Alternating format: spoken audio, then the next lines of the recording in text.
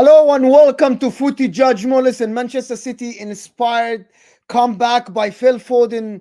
What a goal by Phil Foden. Chelsea scraped the win. Already people aren't liking the title I actually think this is the definition of scraping a win. 1-1, you win a penalty in the 88th minute. That's scraping a win, even though Chelsea missed abundance of chances, but that's the Chelsea we know.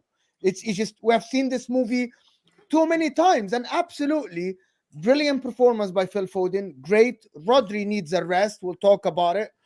But Man City are telling everybody we're going to Everton. We won 3-1. But at the end, some of these players need rest. Kyle Walker needs rest. Rodri needs rest. Akanji was complaining for some reason. Nathan Ake for some reason. But we're here with Hamza, of course, and Patrick to talk about them. Alex is here to speak about Chelsea. We'll be joined by Nina from Chelsea Fan TV and Nina's Chelsea's Football Corner, of course. Hamza talks football. True City Fan, of course. All the channels are in the description. But the first thing I'm asking you guys is hit that like button. Get us to 100 likes as quickly as possible. It helps the channel. And I think it's only fair to start with Man City for just one reason. Coming back from the Club World Cup, I said the players look tired. Some of them did. Patrick, you were upset in your stream. Why were you upset? Not upset. I wasn't really upset. I've been tired more. It's as I said in my stream that the reason why I'm not doing a lot of streams is I'm now working in the restaurant industry and it's more demanding. So I was tired. But look, I am not upset. I have accepted what this season is. This season is vibes. We call Man City Vibes FC these days. Hamza knows. It's vibes. We're here for vibes. We've won 5 trophies, by the way. People don't understand. We have the UCL, the Premier League, the FA Cup, the Super League, UEFA Super League, with the World Cup. Now we've got the crest on the middle of our jersey. A lot of people here cannot put their hand up and say they've got that crest on the middle of that jersey, which is the World Cup. I know, put your hand down. I know everybody can, but I'm not saying here. A lot of people in the comments, maybe not here, not because here it's a bad place to say that in this team. Oh, but look. Okay, what I'm upset about is more is the fighting in the fan base. There's a divide in the fan base. Of course, I think I've said this on your channel more. People don't get it. There's kids in this world. I mean kids because of they're not my age group, where all they've been seeing Man City doing is winning. The same thing as Man United. They had people who have only seen Man United winning. They never saw Man United suffering or when Man United wasn't that great. Some people are Arsenal fans who only saw Arsenal doing well. They never saw Arsenal suffering. Some people have seen Arsenal suffering recently. So what was pissing me off today is I saw a group chat of Man City fans when it was 1-0, divided and arguing and fighting. And some people who are like older fans telling the younger fans to shut up, calling them like plastic, saying this. I was like, you don't need to do that. Because you have to remember the age. These are not your age mates. These are people who all they've watched is they've watched Aguero score in that beautiful moment, or they've watched this Man City getting trophies. They were not there at Main Road. They were not there. So respect both sides. The legacy fans respect them. The new fans respect them. So that's what was sort of not making me happy, because that's what I saw. And I even wrote in the group, I was like, we have to be together when there's tough times, and we also have to be together when there's glory. But anyway, let's just talk about the game. When Everton scored 1-0, let me not lie, I'm going to confess, I sat there and said, my God, not again. Are we going to continue Someone with was about getting to cry as well. Someone here was about to cry as well. Who was about to cry? Is that Hamza? We know. Hamza, were you doing a live stream today? Yes. He was doing a watch along and he said, I'm arrogant. I'm better than Everton. I cannot be losing to Everton. I am better than Everton. He couldn't believe it. Did you see the other game? Was it Aston Villa where he cried and he came out with a guitar? The thing about it is that he's actually in this game is different than Aston Villa. And to be honest with you, you battered Everton in the first 20-30 minutes. You battered Everton. Chances. But Jordan Pickford. Well. They didn't defend well. You had plenty of chances. Jack Grealish went from the left to Julian. That chance should have been a goal from Nunes. And then the one after that, which is in the same play, Julian Alvarez should have started in the net. Phil Foden had a great chance on the right side, should have squared it, and it was free on the left side. He didn't. He chose to shoot in the first half. I actually think you missed a lot of chances. And I actually think that's a little bit worrying. Let me tell you why. Because in Mm. this season, you lost to Wolves when you were all over them, but you didn't create enough chances. You Yeah, we lost were. to Yeah. Aston Villa where you didn't dominate the game at all. Aston Villa looked the better team. You lost to Arsenal when it was a 50-50 game. What I mean is that this meant somehow, they play a game against Everton, they dominate. Against Aston Villa, they didn't. Against Arsenal, against Wolves, you dominated, but you were hit on the counter. Does that make you guys worried a little bit that with all these types of ways of playing against you now, they look like they can get to your goal, they can score goals, the opposition. But it's always been like that, Hamza, hasn't it? Even in the past, it's just that in the past we had players that knew how to control games sometimes and execute in the right way. Because in the past, if you look at City dominates. Even in the past when we were on fire, we would dominate games and a team would just have one shot on goal and it's a goal.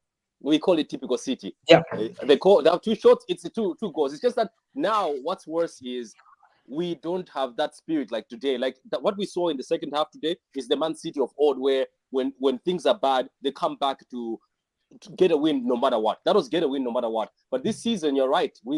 When we get punched in the mouth, which is common to City, we get punched after playing very good. We haven't had that desire. People have been sitting down like these are the same players. What I said at the beginning of this season is Hamza also has been preaching this, and people laugh at him because obviously Hamza sometimes is out there, but he said that we need players that are more senior and more mature in this team. And it shows because look, Gundogan left, Laporte left, Mahrez left. Guess what? This fantasy, the pundits are saying City can go on a run. The players that took us on this run are people like Laporte. Laporte would step in when John Stones is injured, and Laporte would keep clean sheets until the end of the season. The same Laporte that kept on being benched at the beginning of the season.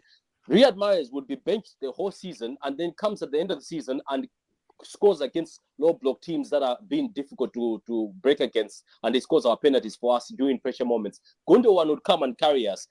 This is what I'm saying. Even Hamza said it. This is not the same Man City. They're not mature players. We've got Oscar Bob on the bench.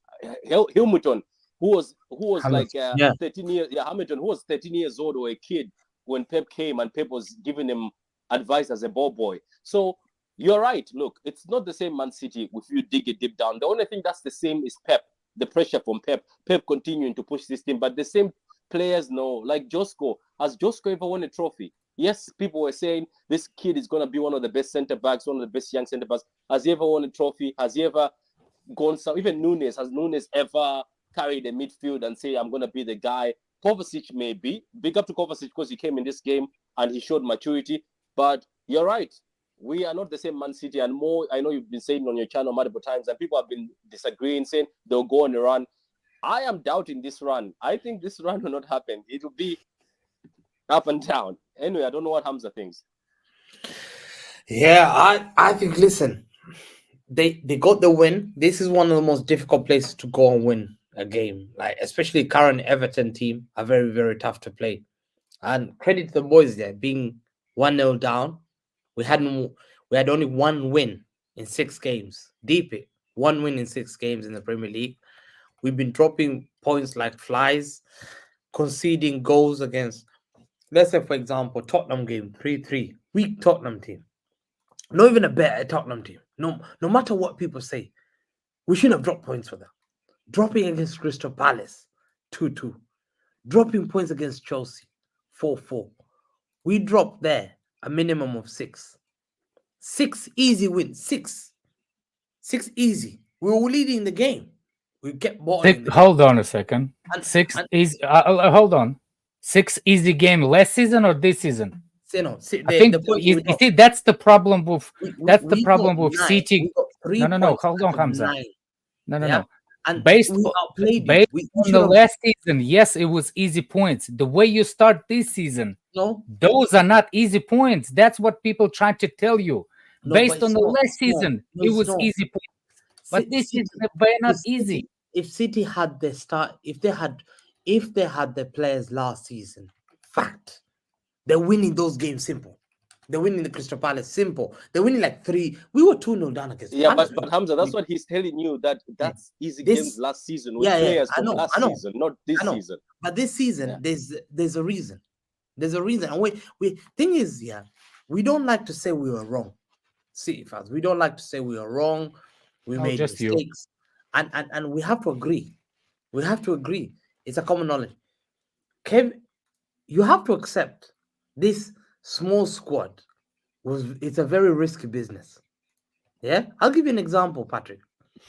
When Arsenal bring who's that guy? They know when Liverpool brings Diogo Jota off the bench as a striker, yeah, we bring Oscar Bob. When Arsenal bring Trossard, we bring Oscar Bob. Can you see the quality? Can you see the quality? Arsenal were complaining. Why are you laughing? Are you laughing at him? Arsenal were complaining. I'm laughing because this is a big lie. No, but it's true because Alvarez is a big lie. It's not because a big lie. Man City's squad this season is bigger than the squad that ended last season. No, but the quality is not there. Exactly. So say the quality. Don't say quality, the squad. See, quality. Hey, Hamza, we now we're on the same page. You literally started saying smaller squad. It's actually a bigger squad than last year. The problem is Pep Guardiola. Okay, Pep Guardiola chose to rely on Rico Lewis as a first teamer now instead of a youth product that will help the first team. Pep Guardiola decided to rely on Oscar Bob as a first teamer instead of making him a youth product that play regularly with the youth team and you use him when you need. But you actually added Nunes, Kovacic, Doku, Gavardiol this year, and you only got rid of Laporte, Gundogan, and Riyad Mahrez. Okay. Exactly, Hamza. It's a quality thing. But however, I actually disagree with you. I actually disagree with you. No, because Nunes is a quality player. Is Pep using him right? Go ahead. I'm just trying to clarify things. Because that's a mess. Big one. The problem people have to realize, when you keep chopping the tree and you keep chopping, and then you look at the tree and say, I can chop another one. It ain't gonna fall. I'm gonna chop and it ain't gonna fall. You keep chopping, it comes to a point where you've chopped so much. And I'll give you an example, Patrick. Sterling, you lose Sterling. Who did you get? People say, no, you replaced him 2 years ago. No, I did not replace him 2 years ago. You lose Cancelo. Who did you get? Oh, no, Rico Lewis was the one. Has to stay. So what happens? We've been chopping on that squad depth so much with quality. Sterling is a quality player. Sterling is a winner. Sterling wins you games. You see, he's lying again. Sterling, no, 1 second. Sterling, these are impressive players. Today you saw it, so Patrick. Look at our bench. Look at the bench that we had. Yeah, I said it before. I'm not being critical. I believe this is the bench that we've got, and I was shocked. I said, Sassuolo, does he start for any team? Does he sit on the bench on any team? So he was on the bench also. I'm sorry. He's 17. No, He's 17. No, I'm not cussing them. I'm thinking that they're great players. Yeah, they probably will be upcoming. That's apparently Pep Guardiola loves him, Hamza. That's I know. He's good. I understand everyone. Okay, I swear to God, Hamza, Chelsea one day had bench that has 5 players on the bench that 4 of them didn't have pictures on Google. Like when you Google the player, they didn't have pictures. Well, these guys have got 30 man squad. I'm being serious, bro. Didn't have pictures. I had to Google the names. The picture didn't come up. We have silver cards. We also have silver cards. We're only missing at least Foot Mob has picture for these guys. You're youngsters. Chelsea didn't. They had an empty picture, bro. You're complaining. We're only missing when we made the starting 11, we had to use the different guys just to fill up the pictures. We're only missing KDB. We're only missing KDB, Haaland, and Doku. But that's how you should actually start. That's then you're missing 3 players. Who chose Sergio Gomez to be a key part of this Man City team? Okay, who did? Because they don't play. It's your manager. Yeah. Who chose Rico Lewis? Your man. Who picked Calvin Phillips and said, "We'll give Calvin Phillips a little bit of a chance"? No, I don't think manager. I don't think so. It's a manager. No, I am sure Calvin Phillips not offer. Go ahead, Alex. Alex, go ahead. The question. I actually have a question. Look, I actually don't think that. I think Hamza just goes way too far left, far right. I just think that the players that are actually missing for City are more crucial than any kind of replacement they have or they could have. It doesn't matter who. The problem is the players that you're missing actually pivotal. And all of Pep Guardiola's building a team. which is even look. It's like saying that like some players bring best out of inexperienced players. For example, if De Bruyne, I rate De Bruyne highly, like one of the best midfielders. The problem is De Bruyne can make other midfielder unexperienced or low quality midfielder. He can make him look good. You see what I'm saying? At this moment, City does not have that. That player that make other low quality players good. No. Do you understand that? So he'll make Calvin Phillips look good. Mike, no. Even Kevin Phillips, beside what's his name, De Bruyne, could look different because he played before. I'm not saying Kevin Phillips at the thing, but it's up to your manager to actually look it forward. He wasn't prepared because, let's face it, Kevin De Bruyne has once a year injury with Kevin De Bruyne. Every year, Pep Guardiola has Kevin De Bruyne injured on the injury list, right? Imagine Gundogan on top of that. Just stop throwing stuff. I'm saying he's the one that actually knows that Kevin De Bruyne is that player, and not having proper setup. It's on Pep Guardiola, nobody else. Listen, I'm not. No. Can I say something here and I'll let you talk, Hamza? Actually, the replacement for Gundogan was supposed to be Kovacic. Kovacic is a very experienced player, World Cup finalist. Okay, so hold on. Okay, so just wait. I get what you're saying. It's not happening on the pitch. I get it. But you replaced a player that played for Dortmund, came to Man City, got embedded in the system, wasn't always a starter, but then he became this amazing player that is used always in the right places, right? Kovacic, when he came to Man City, right, is a player that plays the 8, played for Real Madrid, played for Chelsea, won Champions League there, played for Croatia. Okay, played for Croatia. The problem with played World Cup one. The problem with him at Chelsea, by the way, was injuries. It was never his ability on the ball or something. It was always his injury. Kovacic is a quality player. I believe when Pep Guardiola signed him, it was a cheap replacement for Gundogan. Did it work? It didn't. Apparently, it didn't. That's the whole point. More. No. Don't make me pull up your TikTok. Am I wrong here? No. You replace quality. It has actually worked more. It's worked until the Arsenal game. It's just then the people. Okay, so it worked then. Okay. No. Yeah, it's working. And today, when Kovacic came into the midfield, the team looked more mature and better. But Patrick, you have to replace quality with quality. Madrid lost Benzema. But on paper, Kovacic is quality. That's what I'm saying. On paper, Kovacic has the experience, has the international.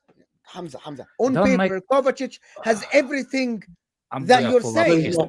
I'm gonna pull up Hamza tweets when Kovacic signed for City, and you will see how he switched from he's not quality to quality. You Hamza, don't make me pull up your tweets when we sold you Kovacic. Bellingham the replacement. 1 second. Because he's flip-flopping. 1 second. Bellingham was supposed to send me the tweets. No, 1 second. Bellingham was supposed to send us that tweet, please. Want to see it. Go ahead, Hamza. Go ahead, Hamza. How Hamza, you're saying Gundogan's replacement is Bellingham when Bellingham doesn't have the experience of Let me delete the tweet. Hamza, forget the tweet, ya akhi. Hamza, how are you saying? He's in the process of deleting tweets that I'm talking. Hamza, I think you're just saying stuff because Kovacic on paper has everything to be an experience. More Hamza is deleting the tweet. Hamza is deleting the tweet. You see, he's on Twitter. Bellingham. Bellingham was the replacement. Yes or no? We agree. No. He's a young player. He can't be the experience for Gundogan. Bellingham was the guy.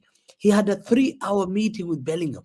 3-hour meeting to convince him to stay. But Bellingham chose Madrid. Number 2, he went for Rice, but they decided to be stubborn and not pay enough money for the Rice. But I don't know whether they did it for Arsenal. Then number 3, they went for Paqueta, but the deal collapsed. So they were left with Kovacic. Wait, Hamza, mistake though. Because I remember correctly, we were going for Rice, Paqueta, and these guys while the Kovacic deal was in the background already being sealed. It was part of that. He was sitting on the bench. He was to get a bigger squad. Yeah.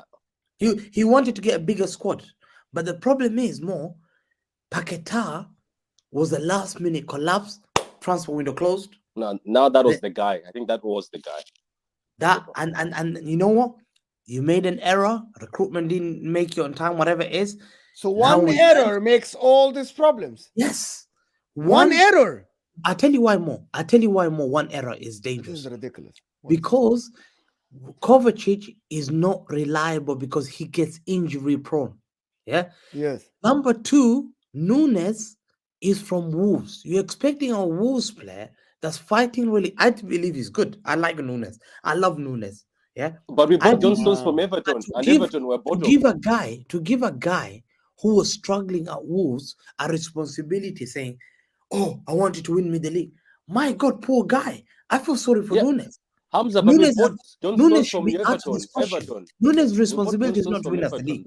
Yeah. How do you search for specific name on somebody's tweets? Patrick, John Stones took him 3 years. Remember, Alex, you need to go it took on him the phone, 3 years because Okay. the quality. He has to play with great players and learn from company and all that, and then they become more confident. Alex, taking it personal. This is why it takes time.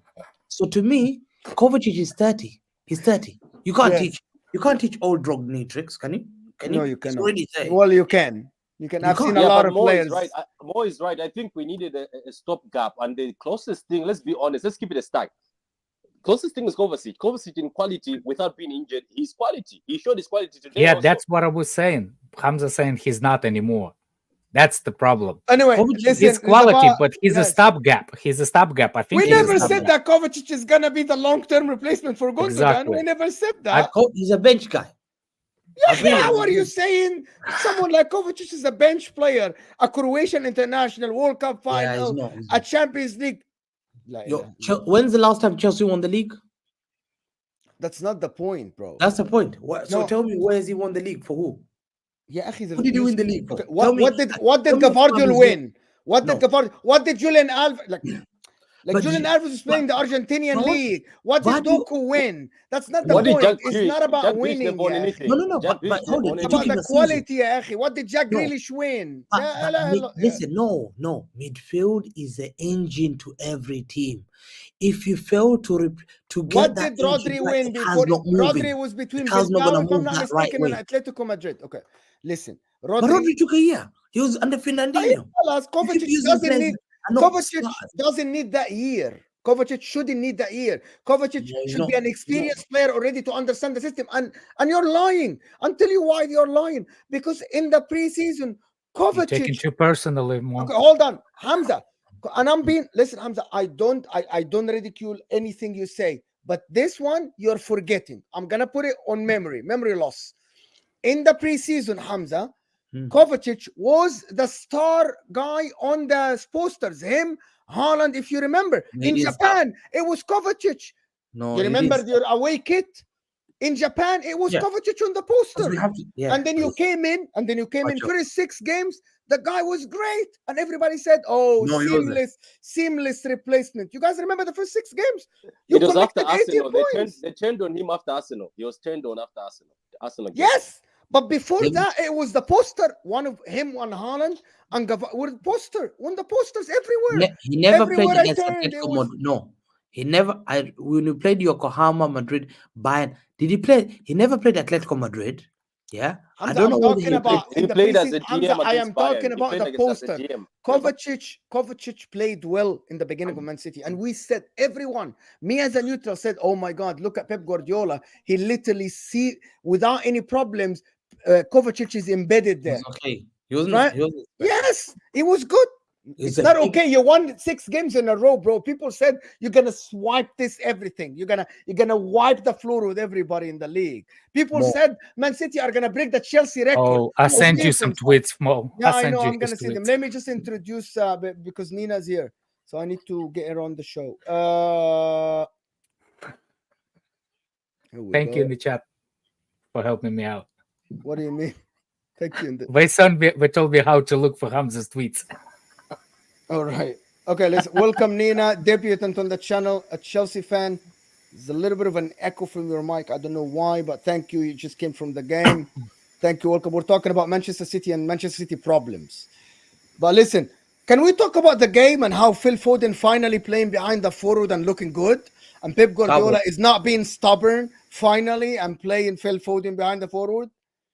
I'll be honest, I didn't watch the game. I was watching Chelsea. I know you didn't. They did. Listen, guys. Fair. I don't blame you.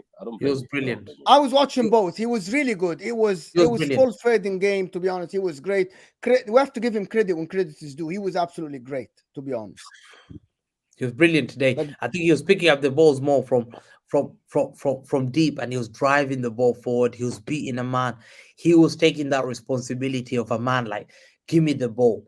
And you know, whilst we were 1-0 down, he dragged us up. Like we were defeated.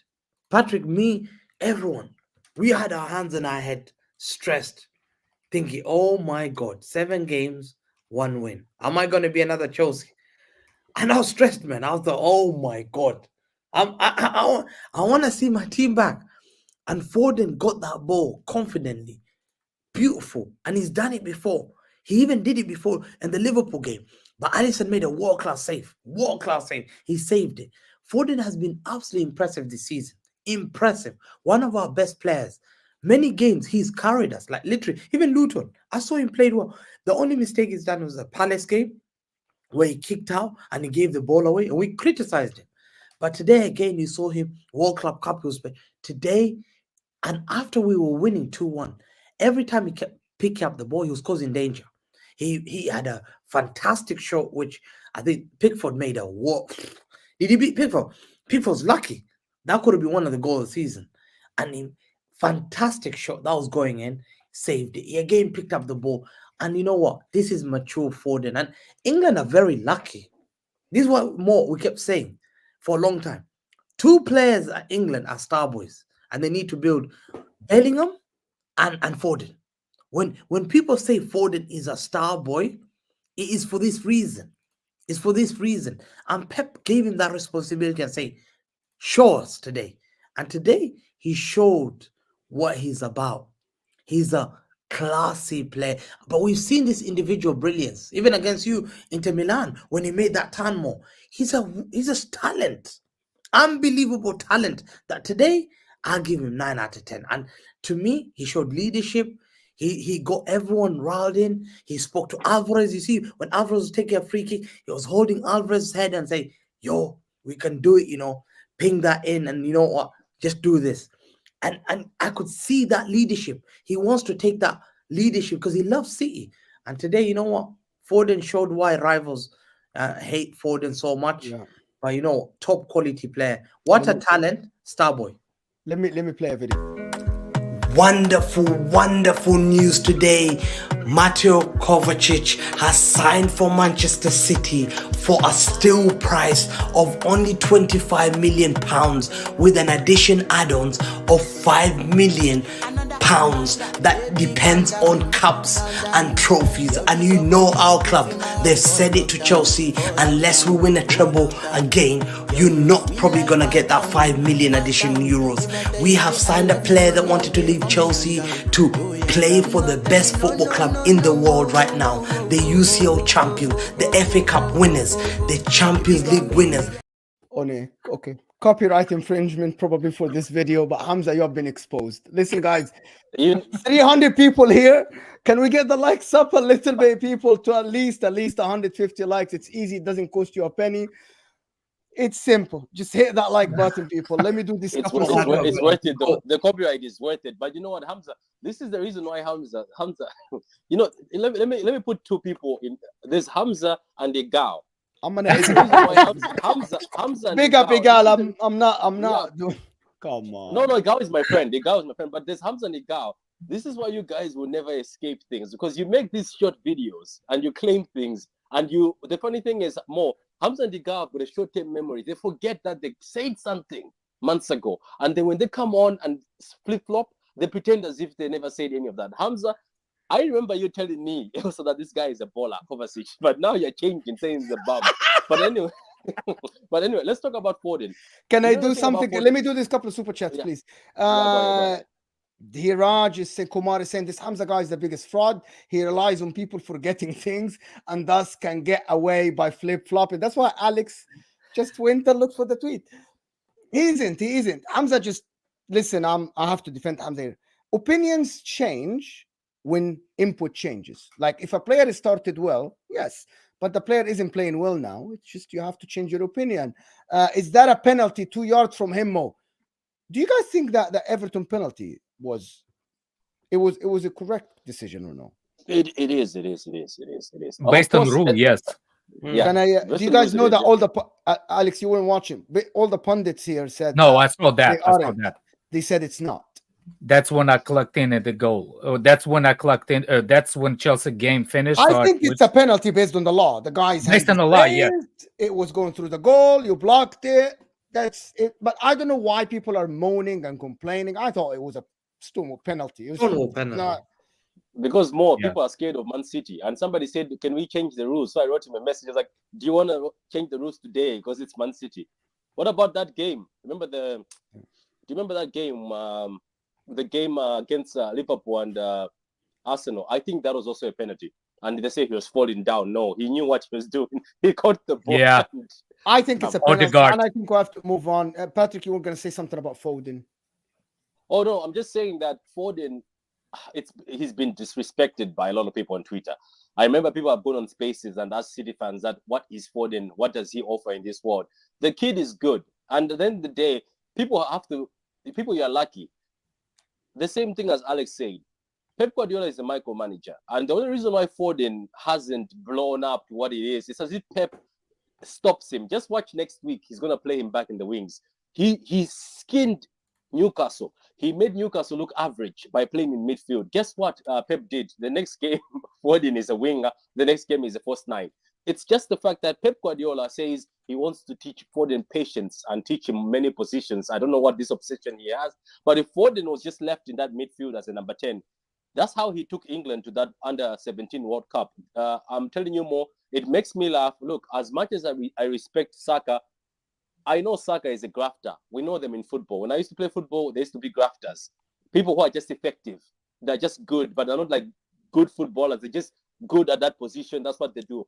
But if you compare Foden and Saka, I laugh because I think technical-wise, you can't touch Foden with Saka. There's other players, youngsters out there who I know technical are good. Even that guy who is at Barcelona, who people say he's finished, Joao Felix, that's a very good player. It's just unfortunate that he's been making silly decisions. But Saka is just a utility player. It's like that player when you go to FIFA, when you're playing pro clubs, in pro clubs, they give you that first player. It's just the computer one, the AI one. That's what Saka is. Then you can turn him into whatever you want. But at the end of the day, Foden is a baller. Just unfortunately, our manager is obsessed with putting Foden in different positions. But if he plays as a number 10 or down the middle, that's what he can do. This channel will be shut because I allowed you to say that on this channel. I promise you. What with the Saka thing? Because you just said that Saka is just a grafter. He's just like Foden is clear of Saka as a football player. I don't know. Nina, what do you think about that? The Saka Foden stuff. I hear a bit of bias there. Is that right? Are you a City fan? You are a City fan. Of course. Of course you're a City no, fan. I'm just neutral. They're just a neutral, yeah. Nah, he's a City fan. Nah, you're gonna get eaten up there. I'm a Chelsea fan, but I love Saka. Like you can't, you gotta respect what's in front of you. But yeah, no, I didn't watch the game, but I'm hearing it's a hail Foden party. So did he score a good goal? Was he just really involved? World class goal. World class goal. A shot from very good goal. A shot from outside, like just good, very good goal from outside. Fair enough. So yeah, I mean, not an overhead kick. Didn't dribble 50 guys, but he was great in the game, though. We were losing, and he dragged us in. Yeah, he was great in the game, right? Like man of the match. Sounds like he's stepping up. So is Alvarez. So I guess that's good for you guys then. Yeah, not going to suffer too much about Haaland. No, Haaland, of course. They miss Haaland today. If Haaland was there today, they would have won it. Did Everton play well? Everton defended not great, and then they hit them on the counter, and then they had a very good 15 minutes at the end of the first half, and then the second half was just City. The whole second half was just Manchester City, and just everything. Like they actually had a brilliant second half, Manchester City. It's a great comeback, though. I thought Nunes played well as well. Right before the penalty. I actually think Nunes played well. I think Jack Grealish played all right, played good. He actually was involved in very, very good couple of chances. They should have been goals. I thought the ones that didn't play well are the defenders. Like Nathan Ake, every time I was looking, he was on his face. Somehow Harrison just took him to school and back. Kyle Walker wasn't on it. McNeil had a good game. Bet on Akanji a couple of times. I didn't think Akanji was great as well. He was complaining so much. But I thought that Rodri as well today, we're talking about the mistake from Rodri. This is he did it twice though. It's the mistake wasn't great. That resulted in the first goal. But the forward line, they did their job. They just didn't put the ball in the back of the net. Walker, people say Walker had a good game. I didn't think Walker had a great game, in my opinion. Good game, very good game. Walker had a good game. Very good game. Every time I thought McNeil left him. Okay, so this is why I'm saying Walker didn't have a good game. Tactically, I thought McNeil left him for the line and went inside. I thought McNeil was good in the first half. He had a lot of touches. Rodri, every time he got to the wings, he kept the ball. Okay, he fell over. He was holding the ball, but at least he was driving forward. He was getting the ball. Yes, but defensively, I didn't think he was great. Yeah, he left McNeil twice or three times. Exactly. Like, this is what I'm saying. Your main thing on the pitch is to defend. He left McNeil too many times to cross, to go to the line. See, I'm just saying, so you just keep repeating the same thing, Hamza. I'm just explaining to you why he wasn't good. So you thought out of 10, how much would you have given him today? 7, 6. 6? Kyle Walker, yes. No, I think Kyle Walker. Patrick, would you have given him 6? I think it was 7. 7. Yeah, 7. But yeah, look. I think this season people have to understand that also Walker has been told by Pep to be going in front, isn't it? To always stay in front, which is quite funny because the only reason why Walker is good to City is because he helps us with the counters. But let's just closing on this Everton game so that we can move to this fantastic Chelsea robbery. I heard they robbed these poor Alex, my local boys. Fans, today. Yeah, with the penalty that wasn't worth it. That's what I'm being told by the streets. I'm not trying to hate. Look, my Chelsea brother and sister, we are all in the mud together. We're suffering together this season, so we understand each other's pain. In the same puddle of oil. We are in the same puddle of oil. I know we've been called cheats together. We've been called cheats. We've been accused of cheating together. We are in this together. Newcastle is about to understand that they belong to this family too, but we wait. Look, the Everton game. You don't know suffering. You know what? More. I don't know why you're saying Everton were not that great. They were scary for a minute. Everton were scary. The pressing is becoming good. It's just that very good team. I say this to myself. I was like, how long are they going to press us like this for? Because the pressing was intense, and there was moments where City were failing to pass the ball from the back. They were trying. But it's just, I've been saying to many people, this Everton team, the pressing is good, but how long are they going to be pressing teams before they get embarrassed, which happened today, where they were out of gas in the second half. They were not pressing the same way. But overall, City, I think we did well. And you're right. Somehow, Man City fans, we've been saying, play Alvarez, Haaland is dusted, put him on the bench. Mo is right. If that was Haaland with the Nunes goal, that's a goal. With the Nunes shot, that's a goal. Yeah. If that was Haaland again, with the other shot that Foden had, that's a goal. So, it's questionable though. Like Haaland has been missing chances this season. Yeah, I know, but I'm just saying people also talk bad about Haaland, but he's put half chances away this season. And obviously, De Bruyne is back now for the next game. He's going to be on the bench. The rumors are he's going to be on the bench and he'll start on. So we're going with the next season. And Everton, big up to you guys. You're also part of the cheating family. I know 10 points were deducted. You guys are doing well. We're so proud. Yeah, Hamza, last point about Man City. Is this the Man City that will win the league? I'm not trying to clip you. I'm just saying, is this the Man City that will win this league easily, or it will be a tough one? It all depends in January. They need to make signings. No jokes. They should look at this careful about this arrogance about we don't sign players in January. That has to stop. They have to look at their bench. I said it. I would have clipped that bench, and if I showed that to Real Madrid fans, they laugh at you. Barcelona fans would laugh at you. So I thought Pep was bringing the best out of players. Many teams have better bench than me, so they need to. Pep is the best manager in the world. He can bring the best out of players. They need to sign a player that rests Rodri. Rodri is under a lot of exhaustion, and enough is enough. Rodri has to be rested. Otherwise, if we get Rodri out this league, even for a couple of games, we're already suffering. KDB will come back. Don't expect KDB to be fully fit. He's coming back from a major surgery. So give him a month. Did he had ACL? No, he had a hamstring tear, grade 3. Hamstring tear, grade 3. That's worse. Yeah. And That's you not work in the worse. health. That's that's worse. This is why I'm calling you changing diapers at the patient's diapers, Calm because down, calm don't. Calm down. I work in health department, and please, for the love of God, don't use the same analogy, man. Did you just say ACL hamstring is worse than ACL? No, Yeah, ACL takes longer to recover, but you fully Yeah. recover better. Hamstring tears can I reoccur. get what he's saying. Hamstring Can it reoccur. never, but ACL, by the way, never goes back to normal. ACL So, cannot reoccur. yes, they have to do a graft for ACL. But They do a anyway, graft in the let me do a night. couple of these super chats before moving on to Chelsea. We spoke about Chelsea. Only one star, boy. Get your own title, you frauds. Foden, he's coming for you, Patrick. Enigma, thank you for the super chat. Ryan here is saying, big up Nina all day. I never thought I could dislike Pickford anymore. I hate Pickford anymore than I do today, but change that. Congrats to Arsenal for winning the league. What? Why Arsenal winning the It's league? crying, Ryan. It's crying, Ryan Ryan. always like that. Ryan always says that. Listen, talking about Chelsea, Alex.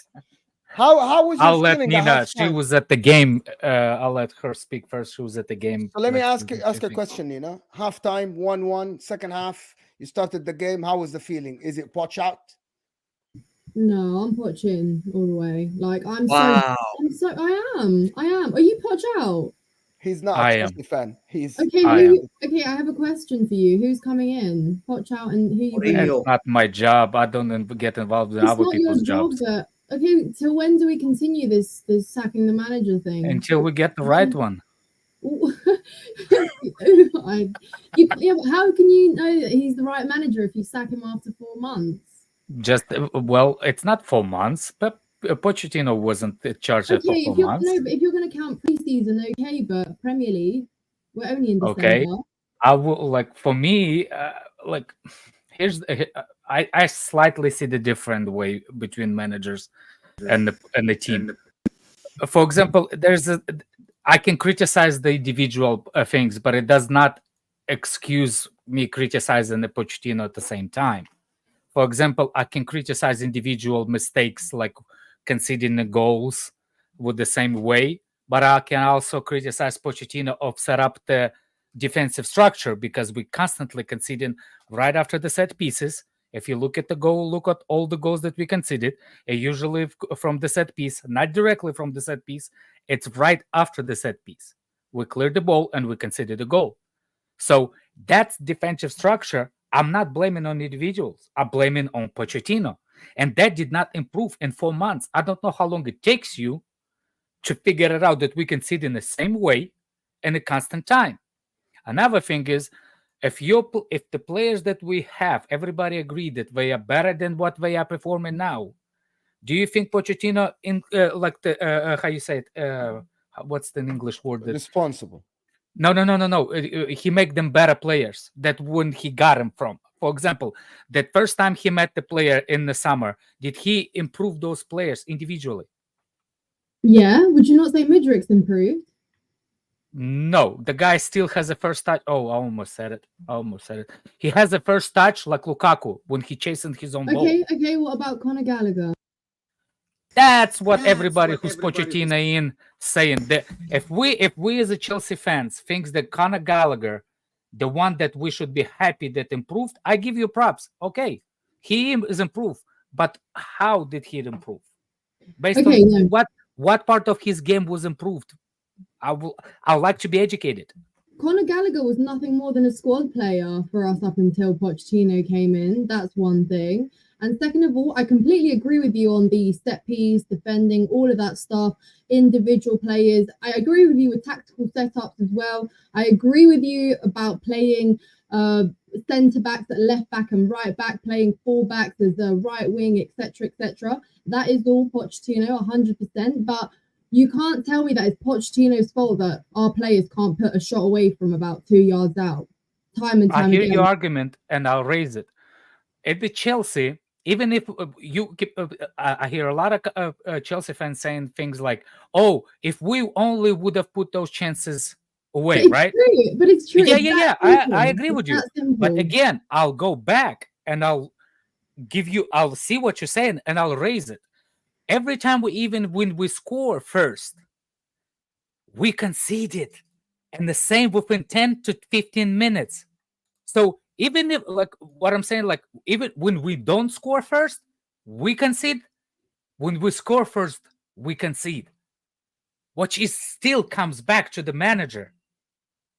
Do you see what I'm saying? Not So the completely. evidence of us going and score first, it's not there because we're up against Arsenal 2-0. Somehow we screwed up. We're at City, we're up. Somehow we screwed up. Hold on, Alex. Alex, if Sanchez didn't make that mistake, you don't lose. I know. Game. I know. Yeah.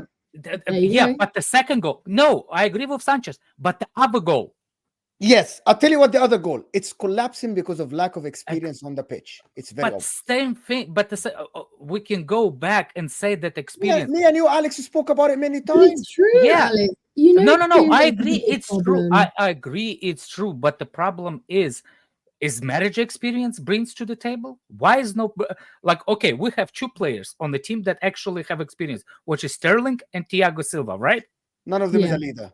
And Sterling Thank is you. None of But them the is a problem leader. is, if you don't have those, you rely on the manager. Yeah, but Does manager No, bring Alex- you experience in the team? Alex, to be honest with you, Chelsea should sack Pochettino for another reason. Should sack Pochettino because this is a business result. Yes. Right? You cannot be Chelsea Football Club spending that much money and sitting 10th, no matter what. I have the same energy for Man United, for my team, right? For Inter. If Inter are sitting 10th halfway through the season, I'll ask the manager to be sacked. No matter what are the circumstances, by the way. Circumstances don't matter here. However, if we're looking at football, if you're thinking that sacking Pochettino because of footballing reasons, Chelsea create the second biggest chances in the league. You're the fourth team in position in the table. You don't concede a lot of chances.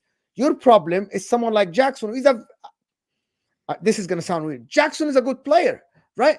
He just lacks confidence, and somehow it's not working. He shouldn't be the starter for Chelsea Football Club. You don't have someone to score the goals.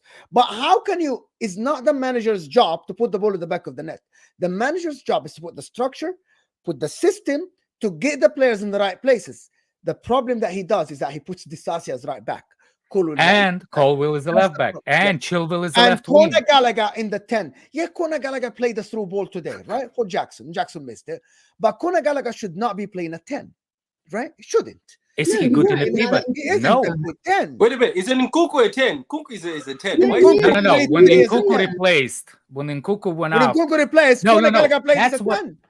That's what manager did. That's what Pochettino did. The substitution were move Nkunku to the right on the wing and put Gallagher in a 10. That's his solution from 1-1. We are going against 1-1 against the team that defends now because at the late stage of the game, he decided to put the most creative player on the team, Nkunku, away from the strikers and put Gallagher in 10. Because it suits Gallagher. Nkunku cannot play 90 minutes as Mo. I know that, but he did not take him off. Did he take him off, Mo? Did he take him off? Nkunku was he put him on the right wing before he took him off. I get what you're saying. You see what I'm saying? He did not take him off to put the Conor Gallagher. What you will be fine if he did that. But he put him on the right to put Gallagher in. That was my problem. I really don't understand on the pitch, Nina, how 1-1 against Crystal Palace, where you should have cruised this game, people didn't get restless. People didn't start whistle. Like, if I was on the pitch, I'll be restless. I'll be like, what is this manager doing?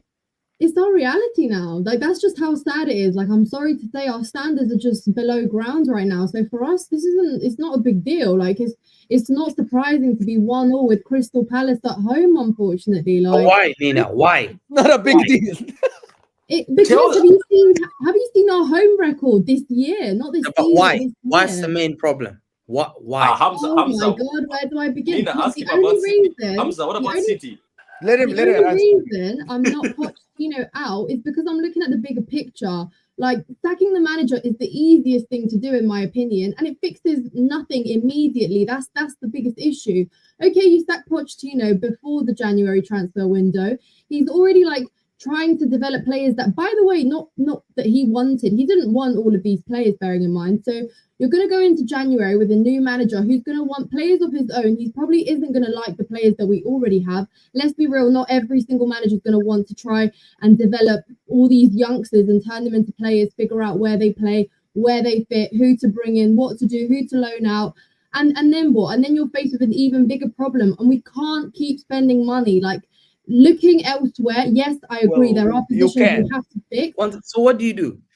What do we do? Well, I think he at least needs until the end of the season. I might be stupid, but at the end of the day, look where Graham Potter got us. And I actually thought that I was shamelessly Graham Potter until the end, by the way. I'll just say that. So, yes, I think Pochettino is a much better manager. Therefore, I think he does deserve time. There's been games where we have hailed his name. There's been games where his in-game management has been questionable. The lineup he put has been questionable. I agree, but I just think that there is so many deeper problems than that the ownership created for us, that the easiest thing to do is look at Pochettino and say, you are the issue. But let's rewind backwards. Let's rewind from the takeover of the ownership, because the problems actually begin then. But because we are in the present day and because the results have been so poor, like right up until now, it's just the easiest thing to do is look at the manager. And I understand that. And to be fair, football nowadays, that is like basically it. Like, you do look at the manager when results go south. But who's that for? Been always been.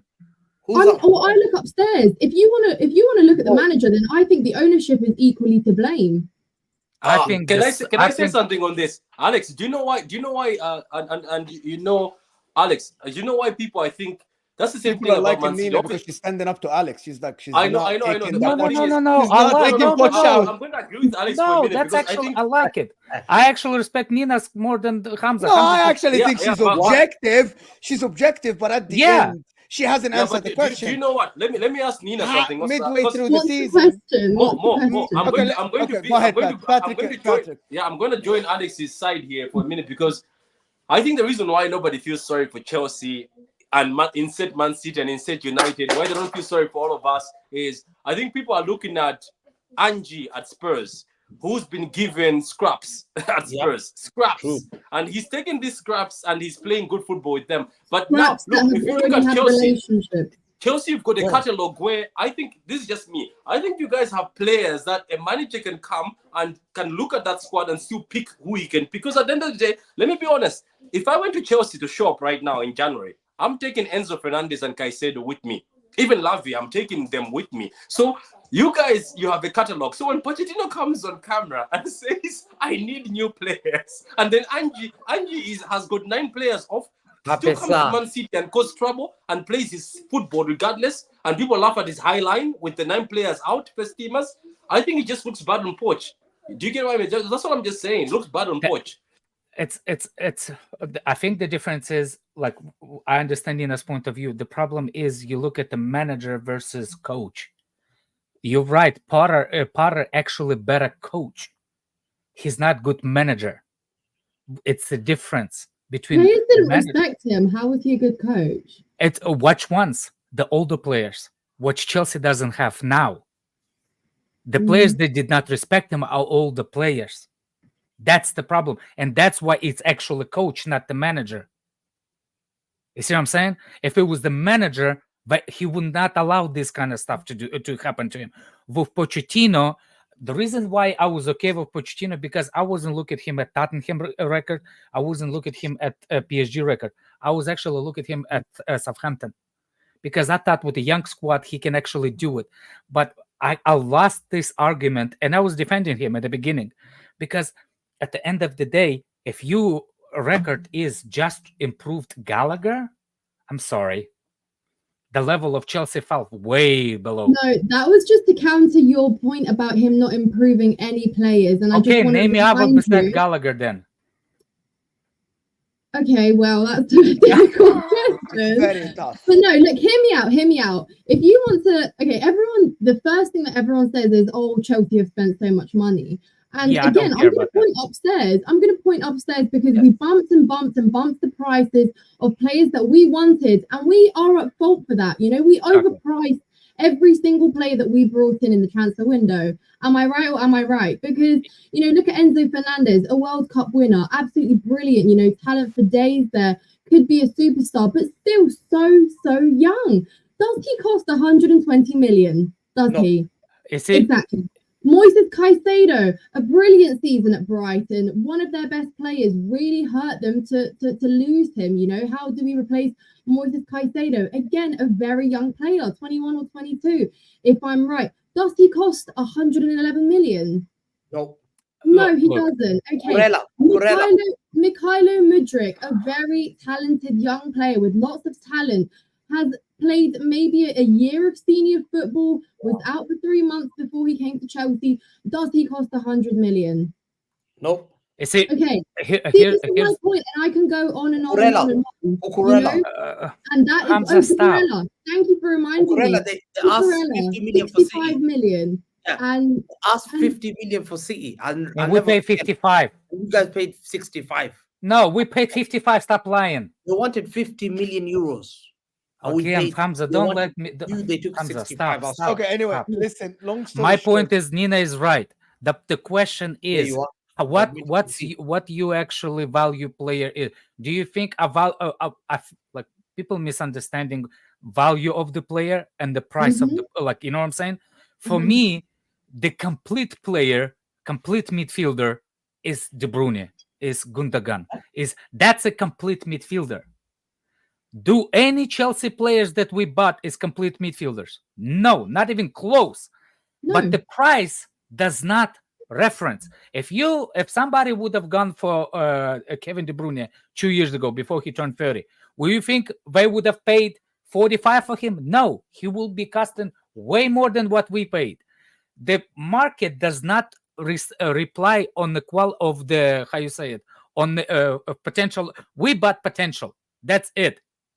The guy that in charge of it, it's guy that see the Titanic iceberg right in front of him. He did not, he cannot avoid it. He needs to improve the players. And I'm going to criticize Pochettino on improving the players. I don't care how much we paid. Hamza can tell me about Cucurella 65. I don't care. I don't see Cucurella as a complete left back. I want Pochettino to tell me what those players are. And if you're going to tell me, please tell me the system we're playing. And the conversation's done. What? No, but what system are we playing? Position-based football that goes through the sides. Okay, okay, that's my problem. How we can have a position-based players with the players up front, a best ability, it's on the shoulder, on the quicker transition, right?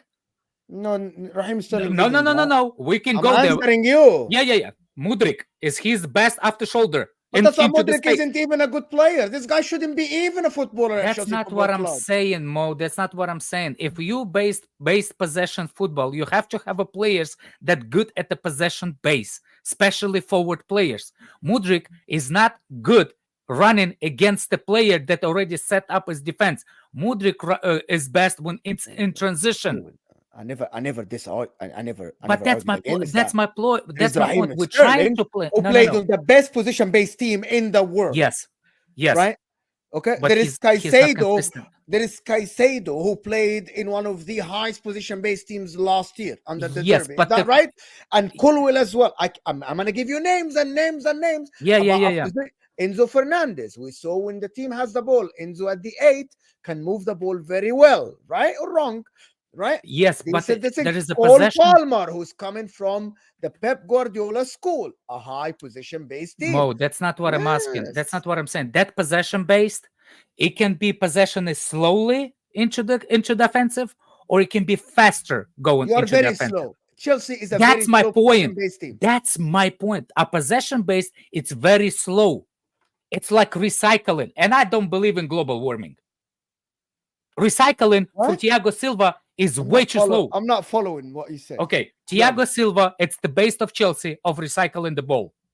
It used to be Jorginho's job before. Remember how Jorginho used to recycle every pass we go, we decided to pass it. Caicedo should be that guy. Yeah, but Caicedo is also doing it. He has to be too close. We're taking possession of the ball way too slower into the offensive. That's my problem. We can be possession, but we have to be quicker. because offensive Man players. City are very slow. Do what? Man City are the slowest team in the world. Yeah, and Bernardo Silva is the best player to beat the player from standing position. Is Modric the best player to beat the player? See, you only, but Alex, to be honest, you only keep mentioning one name, okay, and you're forgetting all the other names. You're forgetting Cole Palmer. You're forgetting Raheem Sterling. Yeah, Cole Palmer, he didn't make it to the City. Stop bringing because Cole Palmer he was like young, but that's why Pochettino needs to develop the guy. Again, isn't that the thing? Going back to Pochettino. That's what I'm saying. Anyway, Nawaf agrees with you and doesn't agree with me, which is fine. Ryan here is saying Arsenal will win it because they are the least useless team. We employ bums like Szoboszlai and Diaz, and City have bunch of strippers at the. What are you talking about, bro? Ryan, I don't get you. Ryan, stop this nonsense, bro.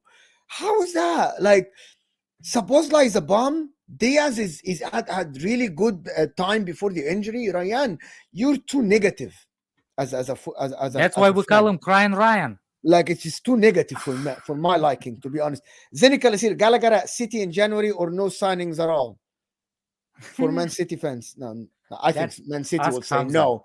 Man City will say no. Wait, Alex, can I ask you a question? No chance. Let me. Sorry, Nina. Let me do the last one. Irox is saying Ange has son who can score from 0.001 xg.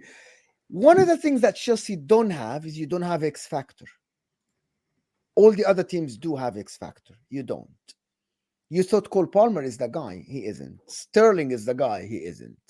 None of your players. What do you mean Cole Palmer is not the guy? He wouldn't be the guy. The fact that these are guys, you know what an X factor is? Someone who can win you a game by himself. Yeah.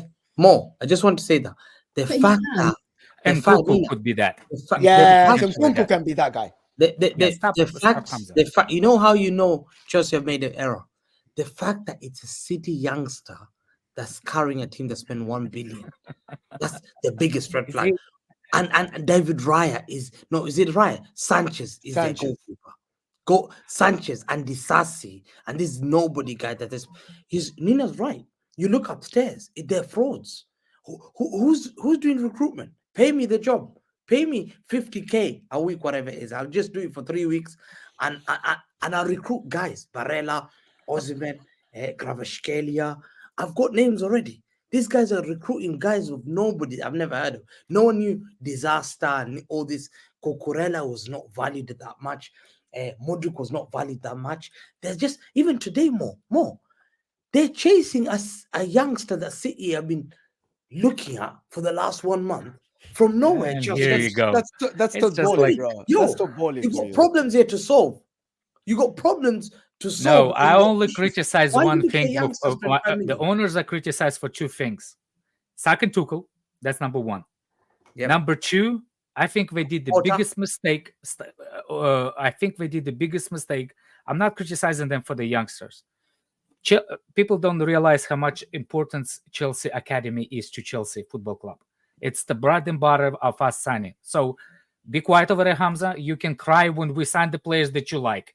My point is with the youngsters and Tod Bohley, the problem is before he invest all that money in the youngsters, he needed invested money in starting 11. That's my problem with Tod Bohley. The youngsters and the starting 11 can be the same project at the same time. Even Roman didn't do it in the first one he bought Chelsea. He became understanding that later. And City, by the way, copied. Alex, no one did what Chelsea did. You literally replaced an academy with buying young players, hoping that a couple of them will bang. You literally did that. Exactly. How can you possibly just blame Pochettino? Because that's all owners. That's all the new regime. The new regime is trying to turn out all these young players that we brought into a future sustainable starting 11. That's why they're all locked into 7, 8, 9 year deals. You know, that's the whole point. We're doing something that's never been done before. Yes, 100%. Is it a big gamble? Yes, it is. Could it be successful? God knows. And at the moment, it doesn't look like it. But that is what people are not understanding, is the owners aren't trying to replicate what we've been doing in the past.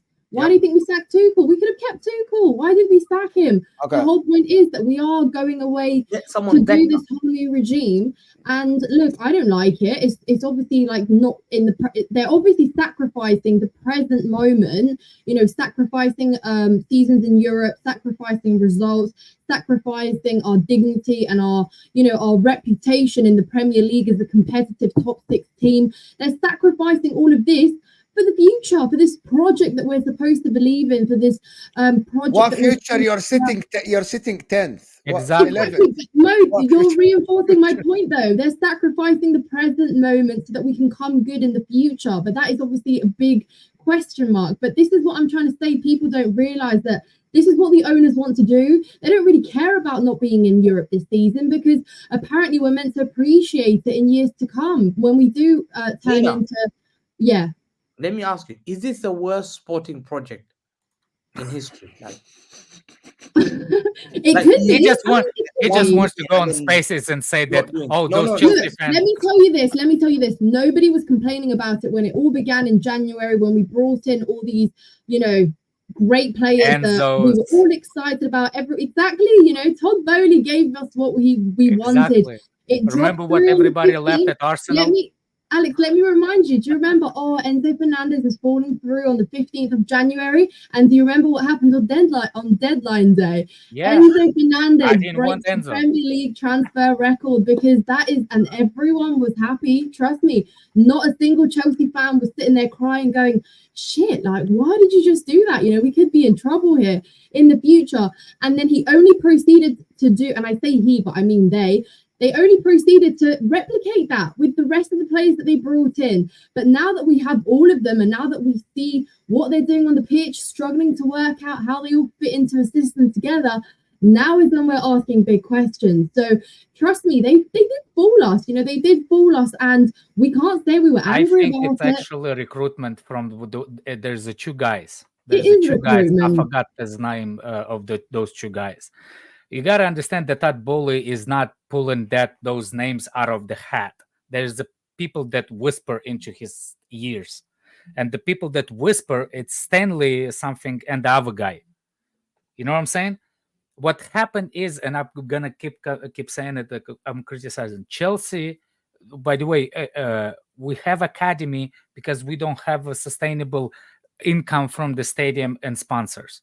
That's why Roman was doing it, because he understands that stadium and the value is only by using the sweatshops of youngsters spread in the loan system. By the way, nothing's changed. Chelsea is going to do the same thing. And those youngsters that not going to come and bank at Chelsea at starting level, they're going to have to go on loan. They just don't know about it. And that's my point. If you want us to actually believe in anything, from now on, that project Kindergarten FC needs to stop from the January transfer window. And you need to invest in starting 11 as the starting 11, not 5 years from now. They need to invest into the right now players that walk into the Chelsea's team and become starters and start banning goals, like especially up top. That's the only thing. Yeah, but Pochettino's the control. I don't believe it. And it's vice versa as well. It's not the players that we brought in as well. Everyone was very impressed with the clear out as well in summer, weren't we? You know, getting rid of deadwood that we've been trying to get rid of for years. With Abramovich, this is a sort of a hangover problem that we needed to refresh our midfield years and years ago. That's a big part of sort of the old regime that was a kind of a leftover problem that swooped into now. And we were very impressed that they really easily managed to get rid of everyone that we needed to. And maybe at the time we were also oblivious to the fact that replacing or getting rid of everyone at the same time means there truly isn't anyone else left. And I guess that's kind of the point. I guess that's exactly what they wanted, to get rid of all of these people and to start from scratch. It literally is a fresh slate. And I'm not saying that it's working, and I'm not saying it will be successful, but I'm just trying to justify, for my own, well-being, what has happened. And, if people want to blame someone, blame the owners, because the first decision they got wrong was the moment they arrived into the club. It's not just sacking Graham Potter. Tuchel. Yeah, exactly that. It's getting rid of the whole backroom staff at once. It's getting rid of the groundsmen, getting rid of the, I don't know, probably the people that make the footballers' lunch as well. It's getting rid of everyone that takes care and washes the kits or throws them away, recycles them, whatever. You get the point. It's getting rid of everyone immediately. And then, do you know what the worst one of all was? Appointing Graham Potter for the 5-year project because he was going to be the man. And you know what? That's where I lost all trust issues. Or rather, I lost all my trust in the owners because they let it drag on so that we don't. Because what were we going to do if they sacked Graham Potter in December when things were, going downhill? We would have turned around and go, "Oh, hang on a minute! You're already stacking your 5-year man. Clearly, you don't know what you're doing. Then how are we meant to trust you, right?" That is why they let us get so far low, up against losing to Southampton home and away, losing, to Aston Villa at home when he finally got sacked. And that's when they let it get to a point where, okay, enough is enough. But where was the plan B after that? Because forget plan A didn't work, obviously. But plan B never was one. Yeah, let's bring Frank Lampard. Chelsea fans are going to love that one because, bringing in a Chelsea legend is always going to put smiles on our faces. But there never was another plan to Graham Potter. That is the truth. And that is why we are where we are. So that is why I'm a firm believer that sacking the manager again isn't going to get us anywhere. Because, Alex, do you really think that they have an actual sustainable plan and someone that they believe can take us over? I can promise you one thing. The next player, the next Chelsea coach that's going to succeed is going to be by damn luck. Yeah, there's exactly. French manager bounce. We're going to get our Ange Postecoglou. But I don't think it's actually... Go ahead, Alex. Go ahead, Alex. Chelsea did not actually have manager bounce since Tuchel. Yeah. Okay. When Tuchel joined in January, that's the last time we saw it. Not with Potter, not with Pochettino. Okay, so Nina, she did all this talk, and at the end, you said that the reason why I don't want them to sack this manager because I don't trust them to hire the right manager and because you don't know who's going to come in. It's not because you believe in Pochettino. Isn't that what you just said? So that means you literally don't believe in Pochettino because you don't trust the board more. You literally just said that the reason why I don't want him sacked. So you're happy with Pochettino. You're happy with Tense.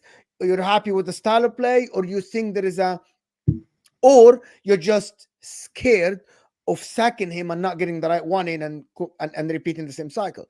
Because there are many ways of looking at it. You can look at it as Pochettino is doing a good job and you're happy with him, so fine. Or you can look at it as I'm scared of sacking the guy because I don't know who's coming in. Or you can look at it as I'm scared of sacking him because I don't trust the board to get the right one. These are all not being believing in the manager. So which one of them? I guess you're right. I guess B and C are probably the most right. But listen, I don't think that, and again, that this is me trying to make myself believe this, but the truth of the matter is, if we really are going with this project, right, here I'm going to bring in your Arsenals and your Man Cities and your Liverpools with their coaches, okay? When will Chelsea have a manager like that is all I'm asking. When do we ever get a manager that we're going to stick with for 5, 6, 7 years? Because, look, I get never. Why? So why? Sorry. I'm just going to interject with a small question. Why we need to. Why? You have been the most successful club over the last 20 years, probably in England, by winning 2 Champions Leagues, 2 Europa Leagues, 5 league titles, competing all the time, cups and stuff. But you didn't stick to a manager, and it worked. Yeah, but Mo, we've not been challenging for the title in recent years. We haven't. Let me remind you, we have not been challenging, and we have not been competing at the top. It's what we're trying to do right now. Look, I love the Champions League and I'm so happy we won it, okay? Amazing, prestigious trophy. I love it, but I want to win the Premier League again, okay? That is my next thing. And the fact that we look so far from right now is disturbing, but I just think when is the last time you won the league? When is the last time you won the league? With 2023, 18, 5 years ago. Antonio Conte came 10th, came to the team. Pep Guardiola was in his first year. Conte lost 2 of the first 4 games and said, you know what, I'm doing things my way. Won 13 games on the bounce with Alonso as a wing back and Victor Moses on the other wing back. And he just won the league. And then the next year he was shit and he got sacked. So you might win the league with a new manager that much can utilize the players. Thomas Tuchel couldn't because Lukaku threw a tantrum. But Lukaku was supposed to be the guy. Another manager, you can hire a Simeone tomorrow at Chelsea, and he's like, you know what, I can win you the league because Pep Guardiola isn't going to stay forever. But you sticking with Poch, so the question to you, do you believe Poch will ever win the league against Klopp or Pep Guardiola? Why are you doing this to me? You can't hide your head like an ostrich. You know what I'm Oh, saying? no, you are cruel. Exactly. That's my point. Listen, I'm trying to answer that question. The reason why I'm actually a big listen, I sat on this channel and I'm being called a fraud because I said Chelsea look better than Man United on the pitch. And they do. We do. We create more. But the table doesn't say that. And at the end, this is Chelsea Football Club. You cannot be sitting tenth and the manager is having a pat on the back. That shouldn't happen. You see, here's my best scenario that I can think of. And I will tell you based on my agenda. Not because I completely think it's going to work, but based on the agenda that I want to work. I want Mourinho to come back. And for one specific reason, not because of a style and anything. Just because he will disrupt that ownership, how you say it, like believe and blah, blah, blah. He will expose that ownership that you're talking about, that strategy thing between those two. There needs to be discontent between those for them to realize how mad they are, what they're doing by investing that much money in a youth when you don't have a starting 11. That's my point of why I want Mourinho. Can I do the super chat? Blaze is saying, but why are we sacrificing our present when we will be competing with Liverpool and Arsenal in the future anyways? They don't have to save their present for Modric's. Yeah. I don't understand the question. Like he means, why do you need to sacrifice the present for a player like Modric? Like why? Why are Chelsea fans waiting? He's meant to be a long-term player at Chelsea. He isn't a good player. He isn't. He just isn't a good football player. Okay, so you think he's a bad player? Yes, he's not. Okay, I can't say that. He's a professional football player, so someone chose him as a youngster. I think Modric might become good, okay? But for Chelsea, you shouldn't be relying on a might be good. Like Man City shouldn't sign Modric and say, well, he might be all right. Because I believe that Modric, this is my opinion, lacks basic things.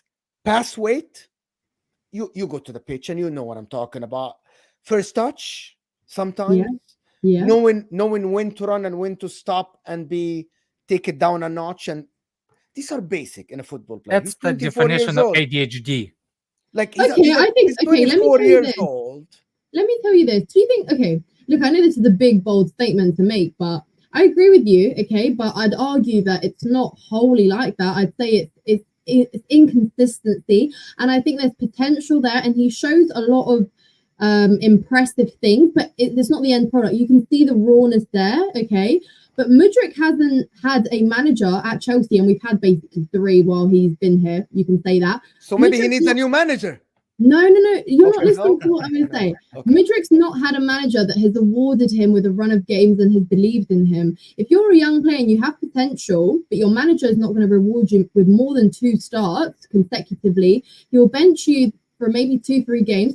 Then he'll bring you on, maybe off the bench to come on for someone, and then he will do that cycle again. And every manager will do that. How are you ever meant to develop really as a player? How are you ever meant to, correct those inconsistencies? Because I firmly believe if you've got the potential, you can actually become a much more solid player. And we've seen it in a lot of the Prem's wingers if you get game time and play. Well, Phil Foden was always behind someone. He was always in Man City behind someone. Of course, we cannot compare that because Phil Foden played with great players like Kevin De Bruyne, even Loris Sane, Raheem Sterling, like some players that are really up to the T of Pep. My point is, you actually just contradicted yourself. If Poch is playing for the future, why is he not playing Modric? Do you believe that Poch wants to win now, or he's given instructions to develop players for the future? Which one of them? But he's experimenting. What do you mean? Oh, so you think he's experimenting? Well, we play a different front line pretty much every game in recent times. So he doesn't know his starting line. Okay, so we agree. He doesn't know his starting 11. But that's the whole point, Mo. We don't have a starting 11. Poch doesn't have a starting 11. After 19 games. But that's a problem after 19 games. Yeah. How? Because we. Okay, Well, why does okay? So I have a question for you and Alex. Why? How did Ange Postecoglou? Okay, number one, the first part of the question: do you Not believe only him. your squad is better or Spurs? I think we'll least am I equal. comparing Chelsea to Spurs right now? Yes. Who is better squad? Who has Squad, better 1-1. players? Better players. Like 1-1. if you are tomorrow, Are we really going to compare a team that has already formed relationships on the pitch with a team that has just come together this year? What do you mean, the relationship on the pitch? What does that mean? Well, I mean, with a whole new squad, and then with Tottenham, who have had some additions over the year, but have lost Harry Kane. That's not true. Waste. Yudog is new. Pepe Sarr didn't play enough. Bissouma didn't play last year. Pedro Porro came January last year, didn't play. Brennan Johnson is new. Manu Solomon is new. Only Kulusevski. Van de Ven is brand new. Vicario is brand new. Only Kulusevski and Son. But they still have experienced players that have been in there for a while. 3-4 players. Yes, they do. Yeah, and that's the difference. We don't. My point we have Sterling and Thiago Silva. Oh, come on, Alex. Do you think Sterling has been good? Please tell me right now, Raheem Sterling, are you really bringing that up right now? No, I don't want him. I didn't want him in the first place. But Ange built a system like this. That's my question. That it works, Nina. He built a system like this that works. That worked. Yeah. It's not a system. That's the key. It's not a system that, because Pochettino is building a system. Because the numbers don't lie. Your statistics don't lie in the league. But you're not winning games. Yeah. That's right. But if you want to, we were talking about Mudryk. So let's talk about Sterling as well, because that's how deep in the mud we are right now. It's true, because Mudryk has looked like one of our better players in the last couple of games. No, Hussam Yunus is the worst striker in football history. No, but Alex, you agree with me, okay? Mudryk has looked like one of our better players in attack in our last couple of games. So if he is, and we're still saying he's not a good player, then my God, I give up. We are bad. We are down bad. You guys believe I think it's the moment. I wanted to ask you guys a question. Do you guys believe that Jackson played well today? Who? Jackson. Are you joking me? I've never sworn at a player at a game, but I did swear at a player today. All right. If that answers I actually think, this is my true opinion, that each player has the good moments, like 5 minutes, good minutes, 10 bad minutes. They all have those good minutes on the pitch. The problem is those good minutes never coexist with the other players' good minutes. Yes, so for exactly, example, because they're all young, when and that's why they're Mudryk has a good 5 minutes, Jackson is nowhere near his best 5 minutes. Exactly. Those players don't have a good 5 minutes. How do you fix that, Alex?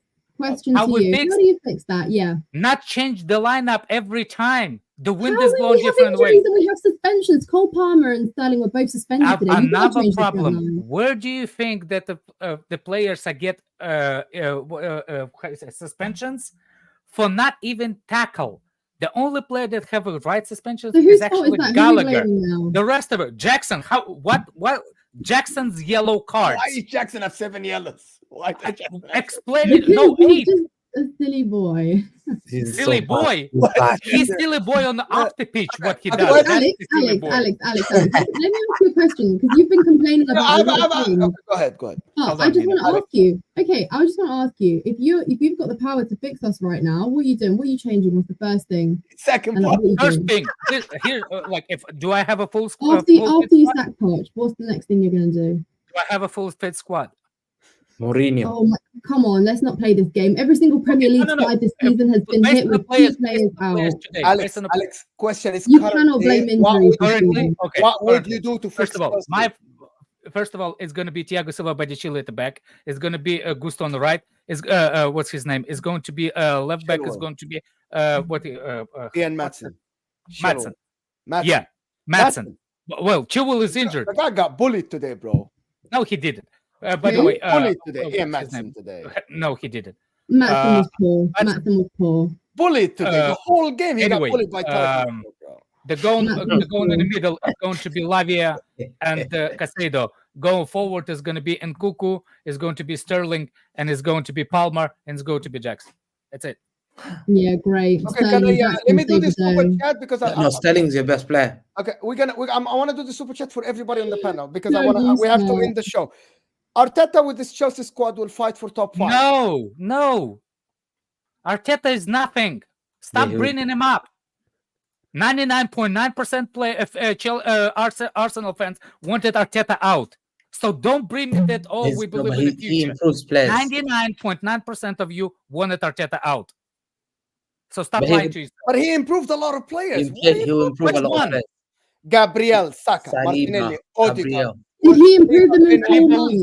Saliba is good player since the friend. Stop lying. Just a question. Sorry to interrupt. Gabriel Did he improve them in 4 months? Ange can. Ange Okay, Arteta. We're talking about Arteta here. I don't believe that Arteta. I believe that. It's yes or no. It's a very simple question. Listen, to be honest with you, I have no idea why. I know the reason why Chelsea are not winning is because players aren't putting the ball in the back of the net. You cannot be the second team in the biggest chances created in the season, right, and have that amount of goals missed. Right? No, not on the match. Right. I just want. By the way, I am not man. I don't care. I'm not a Chelsea fan, and I think Pochettino should be sacked for a reason that has nothing to do with football. We're 11th. We're 11th. That's it. For me, 7 points away from relegation. I have the same energy for everybody. And I have the same energy. If you are Chelsea Football Club, we're 7 you're points sitting away 10th, from relegation. You're done. That. You're done. Anyway, listen, people. This has been I think based on maybe today's win, maybe improved us slightly. But before this game, we are 7 points away from relegation. So yeah, Pochettino out. Listen, people, this has been an absolutely brilliant show. Hamza's Talk Football is in the description. Nina's Chelsea's Corner is in the description as well. Her channel in the description, up and coming. She's on the way to 5K. Go give her a subscription. It's simple. It doesn't cost you a penny. Of course, and True City Fan Patrick's channel is in the description. But I don't want to stay for 2 hours, to be honest. Nina, you should come to Lewis' stream. Nina, Lewis, no. Yeah, Lewis. No. Carefree Lewis. No, I will make the order. I will make nobody's going to behave. Hey, more. They're losing at Luton. I called it first. They're losing Luton away. Losing Luton? Are you going to win next game at Sheffield United? Are you going to Luton, Nina? Are you going to the game?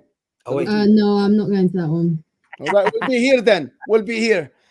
Alex will be here against Luton. I think that Chelsea will win. I think Chelsea. I would hope so. I really would hope so. I saw Luton play. Dangerous team. Be careful. Anyway, guys, appreciate everybody being here. All the guys that showed up on the channel today, their channel is in the description.